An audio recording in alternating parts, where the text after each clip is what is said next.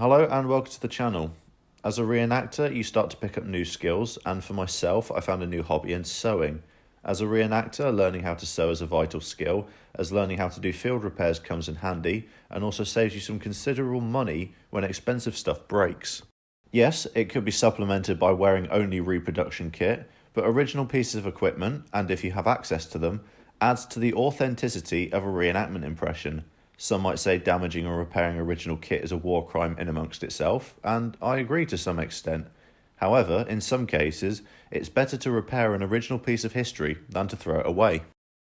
Anyways, back in the summer during a public event, I took a hit during a battle and landed on my back, skidding over the rough ground, where I managed to rip a button from my original Luftwaffe breadbag that I have.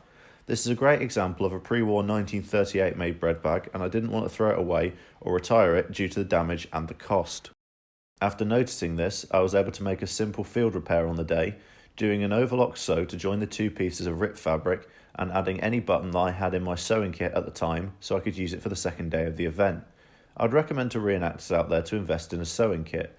There are a few reproduction companies out there that sell their own version, and if you're really lucky, originals can be found. Either way, it's a great addition to any uniform and practical as well.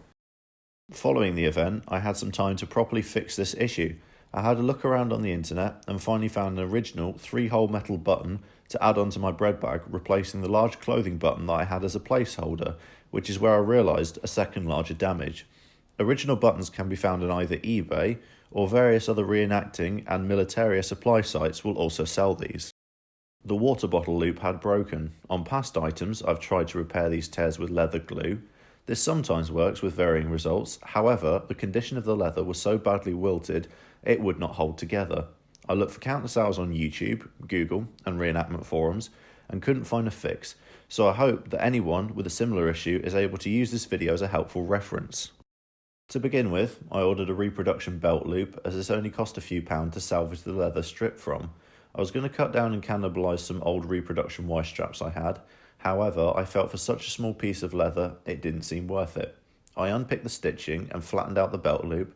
I kept the D-ring, as they're always useful to have around, and traced the original leather loop outlined on top of the leather piece. After cutting this out, I also made a second smaller piece to match the reinforced square on the back. Next, I used a thin, fine line pen to poke through all the original holes so they would match up perfectly with the ones present on the original. If you're like me and don't have a set of leather working tools to punch holes and etc., a pair of sharp pointed sewing scissors and a screwdriver and heavy sewing needle were enough to make the right size holes. After unpicking the leather pieces, I wanted to use the original strap on the inside holding one side of the bag closed, as it was still in fairly good condition. So I also took that piece with the heavy needle, went through each of the holes again to make sure they were unobstructed. I used the complete strap and loop on the other side of the breadbag as a reference. I tried to copy the original sewing pattern and direction of the stitching as close as possible. I had an original spool of cotton thread from ages ago and used that doubled over to complete the sewing work. However, I'm sure modern white cotton thread would work just as well. Now that I'm able to use this breadbag again in future, I have added a longer life to a genuine piece of history.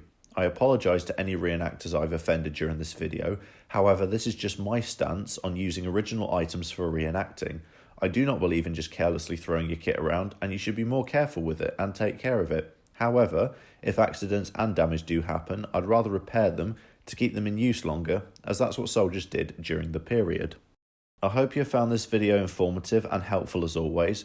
If you would like to see me document more reenactment repair jobs I have done, please let me know with either a direct message or a comment below. Once again, thank you for your support and positive feedback. And once again, as always, thank you.